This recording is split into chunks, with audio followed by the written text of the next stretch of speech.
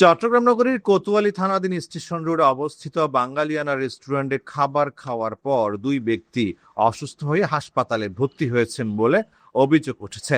অভিযোগ সূত্রে জানা যায়, গত ২০ জুলাই দুপুরে ওই দুই ব্যক্তি বাঙালিয়ানা রেস্টুরেন্টে খাবার গ্রহণ করেন। খাবার খাওয়ার কিছু সময় পর তারা অসুস্থ বোধ করলে দ্রুত চিকিৎসার জন্য একজন ন্যাশনাল হাসপাতালে এবং অপরজন আল মানাহিল হাসপাতালে ভর্তি হন। বর্তমানে তারা চিকিৎসাধীন রয়েছেন বলে জানা গেছে।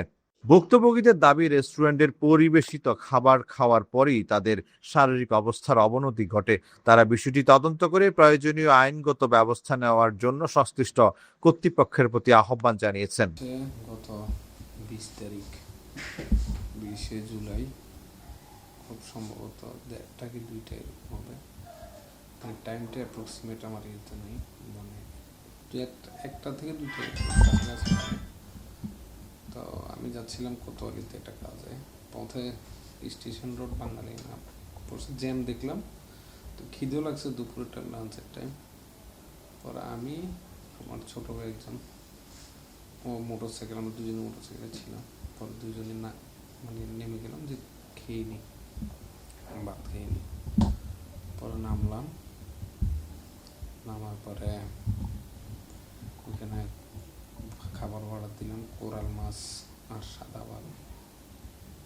কোরাল মাছ ছিল, তো মাছটা আমাদের কাছে সন্দেহ লাগছিল, মানে একটু মানে এরকম পার্সি টাইপের কিছু মনে হচ্ছিল আর কি। তো তখন আসলে খেয়ে আমাদের কাজের উপরে দৌড় উঠেছিলাম, খেয়ে চলে গেছি, ওরকম আর কি করিনি। কিন্তু পরে বিকেলের পর থেকেই, বিকেল না আসলে সন্ধ্যার পর থেকে পেটে খুব সমস্যা হচ্ছিল। এরপরের দিন থেকেই মোটামুটি পেটের ডিস্টার্ব শুরু হলো, ফুড পয়জনিংয়ের মতো। তখন কম ছিল। অ্যাকচুয়ালি ফুড পয়জনিংটা হয়, আমি ডাক্তার যেটা বললো যে 72 ঘন্টা পরে ফুড পয়জনিংটা হয়। 72 ঘন্টা পরে ফুড পয়জনিংটা হয়। এরপরে হচ্ছে আমি ওই যে আমরা দুইজনই, ও আমার সাথে যে ছোটো ভাইটা ছিল, সে একটা মেডিকেলে অ্যাডমিটেড, সে হালিশহর আল মানাহিল হাসপাতালে অ্যাডমিটেড।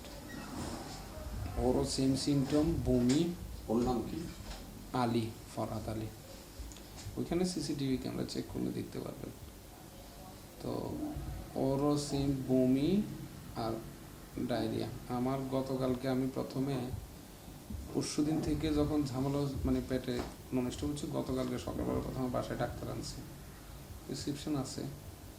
এরপরে সকালে ডাক্তার আসার পরে যখন মানে আমার ফ্যামিলি ডাক্তার আর কি, ডাক্তার আসে, ওষুধ খেয়েছি, কাজ করতেছিলাম। পরে 3টার দিকে আমরা, যেহেতু বাসার পাশে আগ্রাত মা ও শিশু হাসপাতাল, জেনারেল হাসপাতাল অ্যাডমিটেড হই। তখন ওইখানে এত বাজে অবস্থা হয়ে গেছিল, প্রায় 40-50 বারের উপরে টয়লেট হচ্ছিল এবারে। মানে আমার তখন কালকে কথা বলার বা ইয়ে করার কোনো ইয়ে ছিল, তখন ওখানে থেকেই মানে খুব খারাপ অবস্থা থেকে পরে ওখান থেকে এখানে শিফট করা হয়েছে। পরে গতকালকে রাত্রে এখানে 10টার দিকেই ন্যাশনাল হসপিটালে শিফট হয়ে এসেছি। মা ও শিশু থেকে ন্যাশনাল হসপিটালে শিফট হয়ে এসেছি। এবং এখানে আসার পরে কালকে পর্যন্ত আজকে একটু হালকা রিকভার করছে। আজকে আমি কথা বলার মতো ইয়ে হয়েছে, আমি কথা বলার জন্য আমি কথা বলতে পারিনি। এটা তো আপনার স্টেশন রোডের বাঙালিয়ানা স্টেশন রোডেরটা। ওরা কি বলে?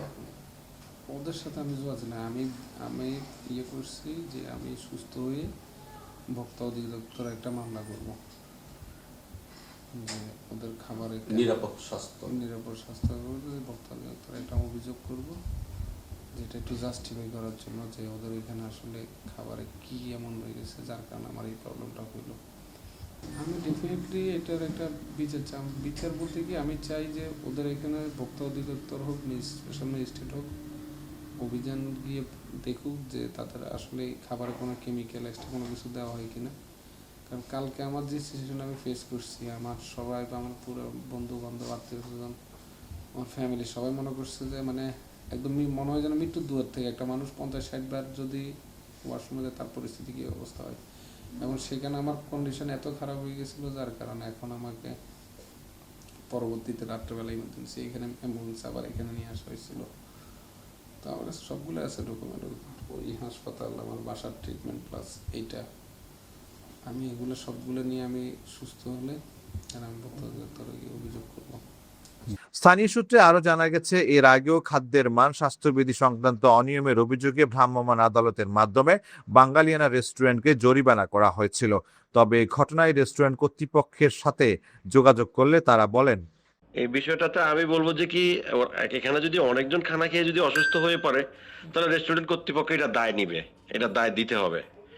আর একটা রেস্টুরেন্ট তো কখনো তো খানার খানা যদি খারাপ কিছু তো দেয়, দেওয়ার পর যদি ওখানে যদি হয়তো বা মেহমানরা কি বা কাস্টমাররা যদি হয়তো অসুস্থ হন, তাহলে তো এরকম তো রেস্টুরেন্ট চলবে না। একটা বিজনেস তো এইভাবে হয় না। আর আমার তো একটা দুইটা বিজনেস না, আমার কয়েকটা বিজনেস আছে।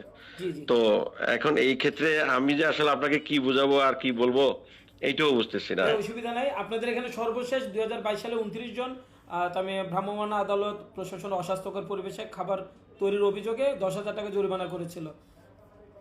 আপনার নিশ্চয়ই এটা আগে যারা আমাদের পার্টনার ছিলেন 22 সালে, আমি তো এটা নিশ্চিত আপনার হলো এই রমজানের কোরবানি ঈদের পর থেকে চালু করছি, বুঝছেন? জি জি হ্যাঁ, কোরবানি ঈদের পর থেকে আমি একা চালু করছি। আগে যারা ছিলেন পরিচালক তারা এই বিষয়ে অবগত আছেন, আমি অন্তত এই বিষয়ে অবগত নাই।